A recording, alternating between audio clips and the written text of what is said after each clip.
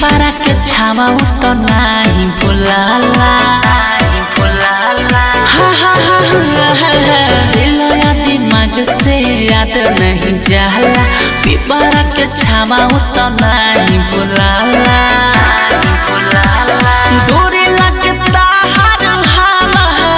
ले ली जाना ये सना हो गइलो चोरिया के जान ये सना रोए एने दिलावा ना तान ये सना हो गइलो चोरिया के जान ये सना रोए एने दिलावा ना तान ये सना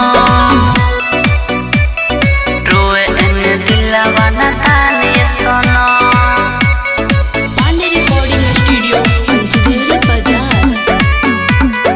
रोए एने दिलावा ना तान ये सना हो के हुआ के चेहरा न भागे पल पल याद तुहरे सतावे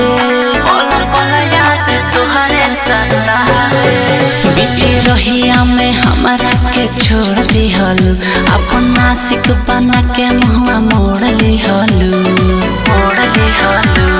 भावना बन के भटकी रही परेशान ये सना हो गइलो चोरिया के चाल ये सनम रोए एने दिलावा ना तान ये सनम हो गइलो चोरिया के चाल ये सनम रोए एने दिलावा ना तान ये सनम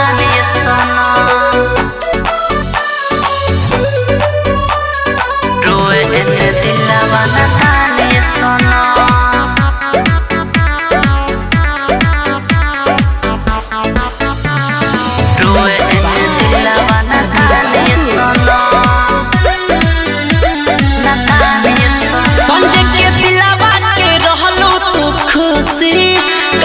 कहमी से कहिलो तू रूसी